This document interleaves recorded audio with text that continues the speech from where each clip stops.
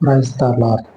మన రక్షకుడు పరిశుద్ధుడు యేసుక్రీస్తు వారి శక్తి కలిగిన నామంలో ఈ రోజున దేవుని యొక్క పరిశుద్ధ వాక్య ధ్యానములకు ప్రతి ఒక్కరికి మన ప్రభు పేరట ప్రైజ్ ద లార్డ్. సాధారణంగా మానవ జీవితంలో జరిగేటువంటి ఒక విషయాన్ని జ్ఞాపకం చేసుకుందాం.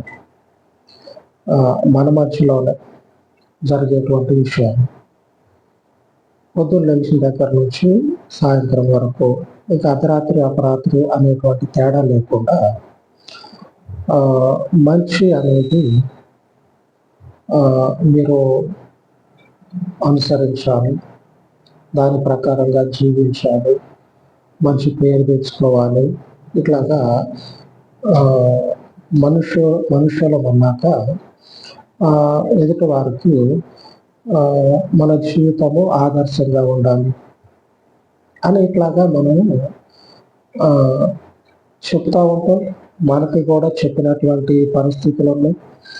మనం కూడా అలాగనే ఉండాలని కోరుకుంటా ఉంటాం. ఇది సాధారణంగా జరిగేది. అయితే మనుషుడు ఆలోచన చేయలేకపోతా ఉన్నాడు.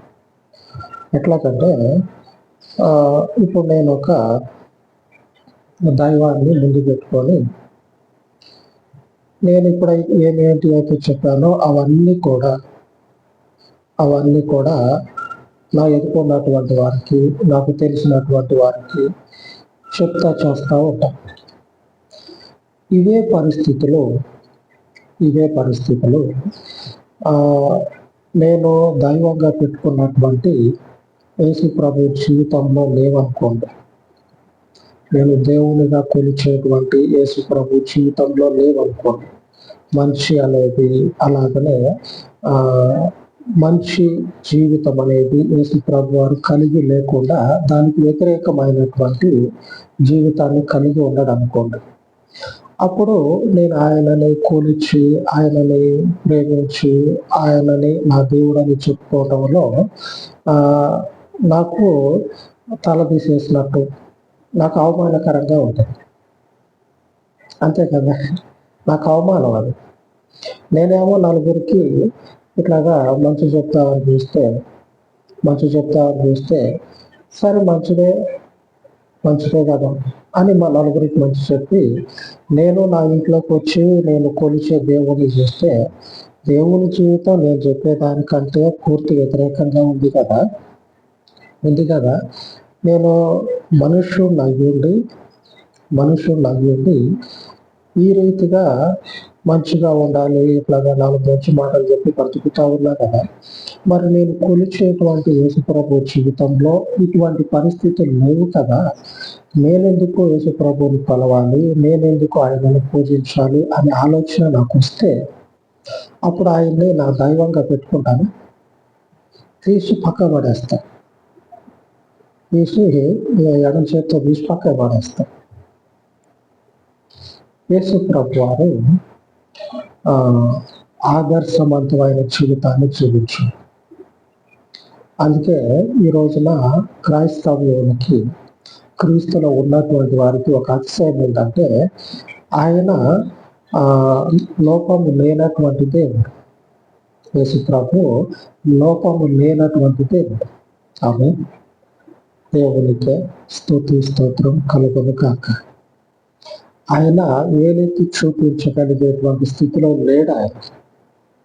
ఆయనే తిరిగి ఏలెత్తి చూపించే స్థితిలో మనం ఉన్నాం. ఆయన లేడు, కానీ ఆయన వేలెత్తి చూపే స్థితిలో మనం ఉన్నాం. కనుక ఆయన నాకు దేవుడు, ఆయన నాకు ఆదర్శం. నాకొక్కరికే కాదు, క్రీస్తుని వెంబడించి ప్రతి ఒక్కరికి కూడా ఆదర్శం. ఈ ఆదర్శంగా ఉన్నటువంటి మహదేవుడు లోకములో జీవించేటువంటి మనల్ని ఏం చేసిండో తెలుసా? స్వకీయ జనంగా ఏర్పాటు చేసుకున్నాడు. ఎంత గొప్ప ధన్యతలో మనం ఉన్నాం. ఈ రోజున దేవుని వాగ్దానం సెలవిస్తా ఉంది.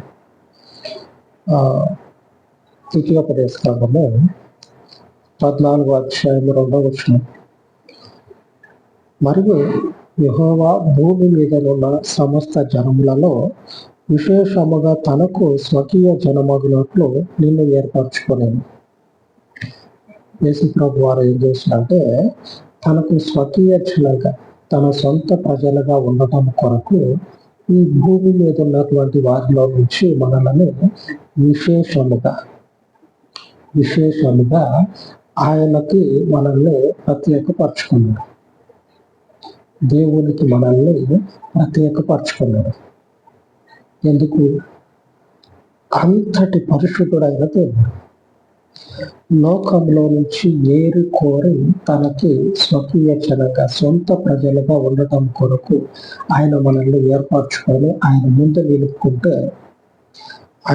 నిలుపుకుంటే ఈ రోజున ఆ ప్రభావాలకి మ్యాజిక్ అంటారు చూడండి, మ్యాజిక్ అట్లా ఇట్లా చేసేసి మీకు ఏదో జరిగిపోయింది, ఏదో అయిందని చెప్పాలని ఇట్లాగా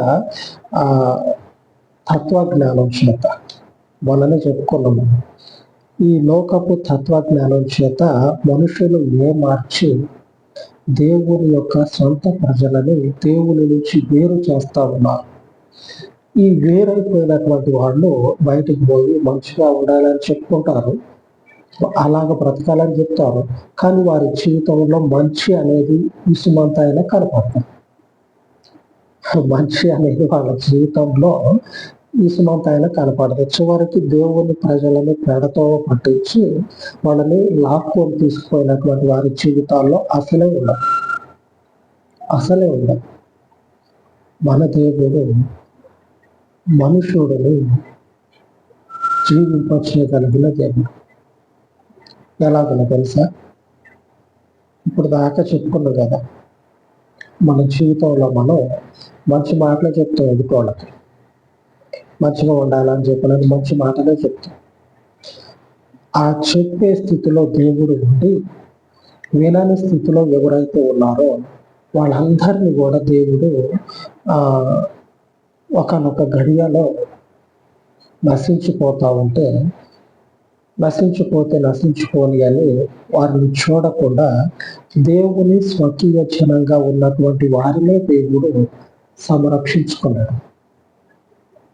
మరి అంతే కదా, నేను ఒకరికి చెప్పాను, నువ్వు ఇట్లా ఉండరా, అది మంచిది కాదు, ఇది మంచిది అని చెప్పాను. వాడు నేను ఏదైతే మంచిదన్నానో దానిని వద్దనుకొని వాడికి ఏదైతే మంచిది అనిపించిందో దానిని జేబులో పెట్టుకొని దొరుకుతూ ఉంటే ఒకనొక సమయంలో వాడి సమయం వచ్చినప్పుడు వాడు జేబులో పెట్టుకున్నది వాడి ప్రాణాలను కాపాడలేకపోయింది. నేను ఏదైతే మంచి అని చెప్పానో అది ఎవరైతే కలిగి ఉన్నారో వాళ్ళు కాపాడబడ్డారు. అనగా దేవుని యొక్క వాక్యము చేత ఎవరైతే ఆయన యొక్క విశ్వాస మార్గము చేత ఎవరైతే అభిషేకించబడ్డారో వారు ప్రభు చేత సంరక్షింపబడ్డారు. దేవునికి స్తోత్రం. పరిశుద్ధుడైన దేవుని చేత సంరక్షింపబడ్డారు. చూద్దాం ఎలాగో. ఆదికాండంలో 7వ అధ్యాయము 23వ వచనం చూసినట్లయితే మనకి కనపడుతుంది. నరులతో కూడా పశువులను, పురుగులను, ఆకాశ పక్షులను, నేల మీదనున్న జీవరాశులన్నీ తుడిచివేయబడను. అవి భూమి మీద నుండకుండా తుడిచివేయబడను. నోవహును అతనితో కూడా ఆ ఓడలో నున్నవి మాత్రము మిగిలి ఉండెను. దేవుడు నిర్ణయించినటువంటి సమయము ఎప్పుడైతే వస్తుందో అప్పుడు ఆయన ముందు ఆయన యొక్క విశ్వాస మార్గాన్ని ఎవరైతే కలిగి ఉన్నారు వారు మాత్రమే నోవాహుతో ఉన్నటువంటి మిగిలినటువంటి పశుపక్ష్యాదులు మాత్రమే జీవంతో ఉన్నట్లు మనం చూస్తా ఉంటాం. మనకు తెలియనటువంటి విషయం, అర్థం కానటువంటి విషయం ప్రస్తుతం జరుగుతున్నది.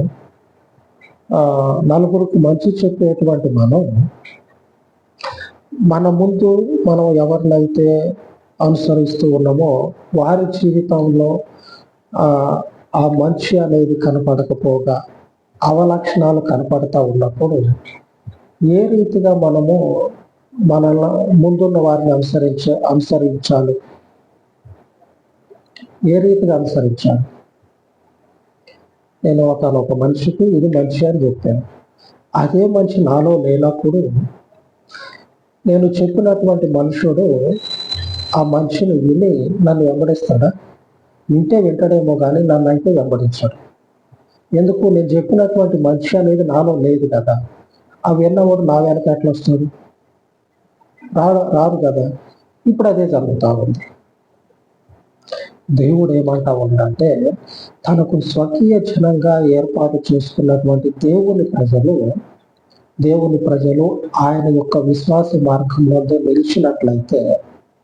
నిలిచినట్లయితే భూమి మీద ఉన్నటువంటి సకల జనములలో నుంచి వేరుపరుచుకున్నటువంటి దేవుడు ఆయన కొరకు మనల్ని జీవంతో నిలుపుతాడు, ప్రాణంతో మనల్ని నిలబెడతాడు. మిగిలిన అన్ని కూడా నశించిపోయింది, పాడైపోయింది, కీడు తగిలిపోయింది, దేవుని శాపం తగిలి నశించిపోయింది. రాబోయేది కూడా అటువంటి ఉగ్రత. రేపు రాబోయేది కూడా ఇటువంటి ఉగ్రత. ఈ విశ్వాస మార్గములో అనగా క్రీస్తు అనేటువంటి ఓడలో ఎవరైతే ఉండరో వారు ఆయన యొక్క శాపానికి, ఆయన యొక్క ఉగ్రతకి గురైపోయి అవిశ్వాసపు జీవితంలో ఎవరైతే జీవించి ఇంకా దానినే కొనసాగిస్తూ ఉన్నారో వారి జీవితాల్లో కూడా ఓడకు వెలుపల ఉన్నటువంటి జీవితాల వలె నాశనం అవుతాయి. దేవుడు నన్ను పరిశుద్ధునిగా మీరు నిలుపుకున్నారు, నేను పరిశుద్ధుడిని కనుక నన్నే వెంబడించండి, నేను పరిశుద్ధుడే నన్నే వెంబడించండి అని చెప్పి పరిశుద్ధతకు తగినటువంటి జీవితాన్ని జీవిస్తా మీరు కూడా ఈ రకంగానే జీవించి నిత్య మార్గాన్ని కలిగినటువంటి మీరు నిత్య జీవితాన్ని స్వతంత్రించుకోవాలి, నిత్య జీవాన్ని మీరు కలిగి ఉండాలి అని ఆయన మనకు సెలవిస్తూ ఉన్నాడు. లోకంలో నుంచి ఆషామాషిగా తీసుకొని ఒక ఆట ఆడుకోవట్లే. లోకంలో ఉన్నటువంటి ఈ జీవ మార్గాన్ని కలిగి మనకి ఇష్టమైనప్పుడు వచ్చి, కష్టమైనప్పుడు వీపు చూపించి, ముఖం చూపించకుండా ఇష్టం వచ్చినట్లుగా ఉండే పరిస్థితి అనేది ఎందుకు మనకి? ఇదేదో ఆట కాదు కదా, జీవితానికి సంబంధించింది. ఆ మరణానంతరము నిత్యమైనటువంటి జీవితం కొరకు ప్రయాసం. ఈ గొప్ప జీవితంలో ఆయన మనల్ని ఏం చేస్తా ఉన్నాడంటే, ఆయన పరిశుద్ధుడు అయ్యుండి మిగిలినటువంటి జనాలందరిలో నుంచి విశేషముగా మరీ ప్రత్యేకంగా ఆయన మనల్ని తనకు స్వకీయ జనంగా ఎంచుకున్నాడు. ఇంత గొప్ప ఉద్దేశాన్ని కలిగినటువంటి ఈ దేవుని పరిశుద్ధత వచ్చు తరానికి, వచ్చు యుగానికి నిలబడే ఉంటుంది. ఇది పోదు, ఇది ఈ రోజు రేపు ఉండిపోయేది కాదు. తరములన్నిటా కూడా ఆయన జీవము కలిగినటువంటి నామము మనుష్యుని చేత కీర్తించబడతాయి, స్తుతించబడతాయి. ఆ జీవమైనటువంటి నామంలో మనము నిలబడి ఆ జీవమైనటువంటి నామము కొరకే ప్రయాసపడాలి.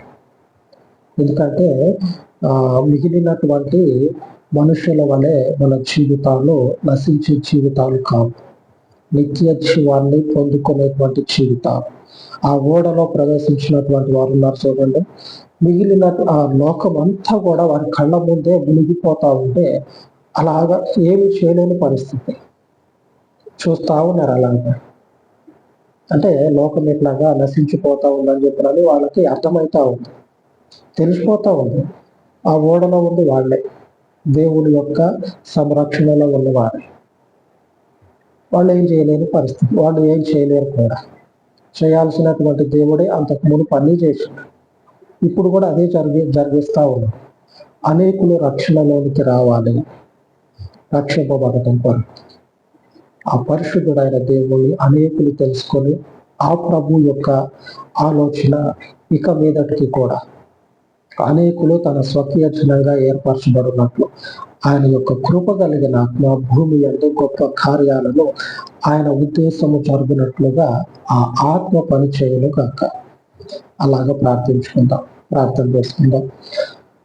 సర్వోన్నతుడైన పరలోకపు తండ్రి, ఈ ఉదయ కాలమందు మీ దయగలిగిన పాదముల యొద్ద ప్రార్థిస్తూ ఉండగా, అయ్యా ఈ లోకంలో తండ్రి నశించేటువంటి మనుషుల మధ్యలో నుంచి వేరుపరచబడిన వారమై ఉండి జీవమగినటువంటి మీ పాదముల చెంత చేరి ఉండగా, ఓడలో ప్రవేశించినటువంటి నోవహు కుటుంబంతో పాటుగా మిగిలినటువంటి పశు పక్షాదులన్నిటిని కూడా కాపాడి సంరక్షించిన పరలోకపు తండ్రి, ఈ ఆత్మీయ జీవితంలో అనేకులు తండ్రి నోవహు అనే ఇదిగో నాయన సంరక్షింపబడినట్లు నీ చేత బోధించబడి నీ మార్గమునందు జీవమైనటువంటి ఈ మార్గమునందు అనుదినము కూడా నీ రక్షణను కాపాడుకొని నీ శ్రేష్టమైనటువంటి నిత్య రాజ్యంలోనికి అడుగుపెట్టులాగా నీవు తండ్రి ఉద్దేశించిన నీ పరలోకపు చిత్తము నీ ప్రజల జీవితాలను సంపూర్ణముగా నెరవేర్చబడినట్లు మీ కృప కలిగిన ఆత్మని తండ్రి ఈ కడవరి గడియలలో సమృద్ధిగా కుమ్మరింపచేసి మీకు మహిమ ఘనత ప్రభావములను కలుగచేసుకోమని మా రక్షకుడు విమోచకుడు అయిన యేసుక్రీస్తు శక్తి కలిగిన నామంలో ప్రార్థించి వేడుకొని చేయాలి తండ్రి. ఆమేన్, ఆమేన్. సర్వోన్నతుడైన మన దేవుని కృప నిత్యము మనకు తోడయ్యండి నడిపించును గాక. ఆమేన్, ఆమేన్.